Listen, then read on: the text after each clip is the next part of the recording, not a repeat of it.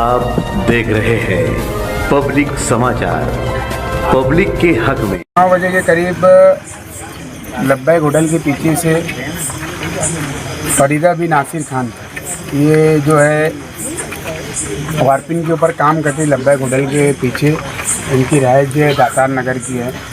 ये अपने काम के ऊपर से वापस जब रोड क्रॉस करके सफ़ेद जो पट्टा आता है उसके साइड में अपनी साइड में आ गई थी।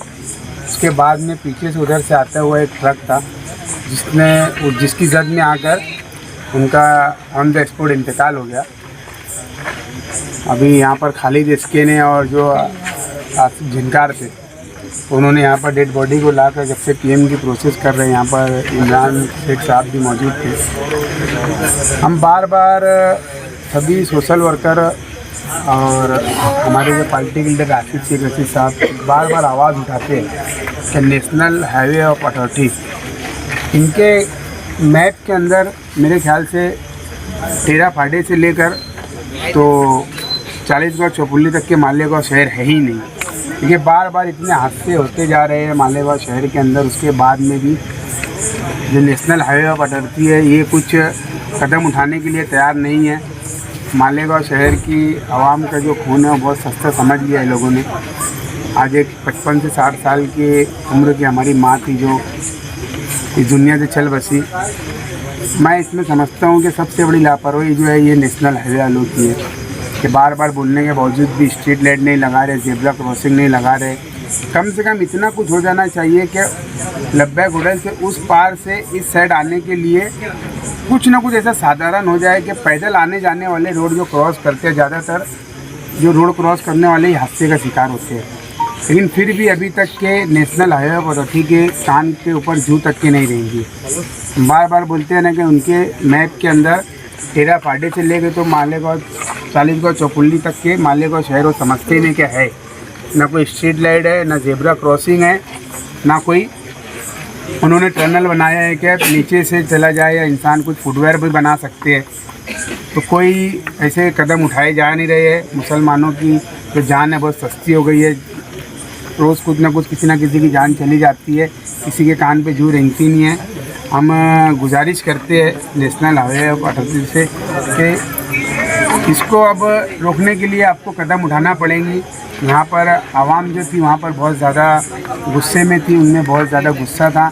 इसको वहाँ के ज़िम्मेदारों ने आवाम को जो है समझा कर शांत करवाया है। कब तक के मालेगांव शहर की आवाम का खून ऐसे बहते रहेगा।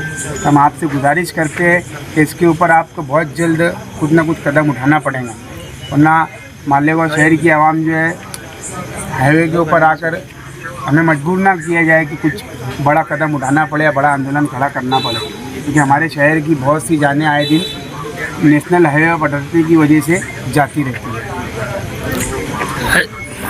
एहसान भाई, अक्सर लोग जो है तो रास्ता क्रॉस करते हैं, वहाँ पे जो है तो अंडर ब्रिज का जो है तो कोई इंतजाम नहीं है। इस मामला को लेके क्या बताएंगे? खालिद भाई आप भी मौजूद है, आप भी यहाँ पर बहुत सारी डेड बॉडी लाते हैं, बहुत से ऐसे सोशल वर्कर हैं।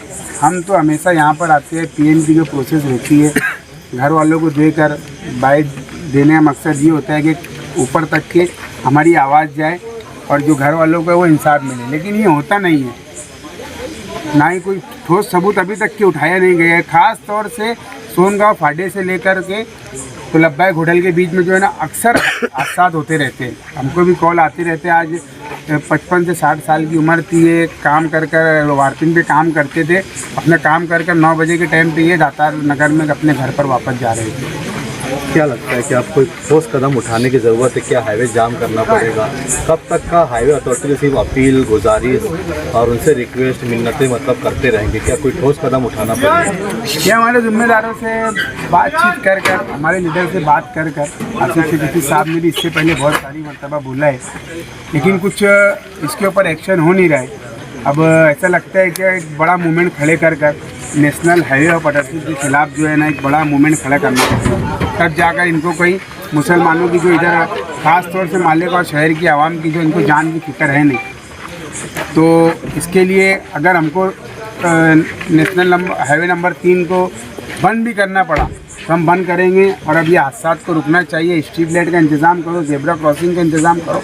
नहीं कुछ हो सकता तो उस पार से इस पार आने वालों के लिए, पैदल आने वालों के लिए फुटवर्क है तो कम से कम इंतज़ाम होना चाहिए कि जो हादसा हो रहे हैं ये हादसा रुकना चाहिए। जिनकी डेथ हुई है क्या नाम है उनका पूरा? इनका जो नाम है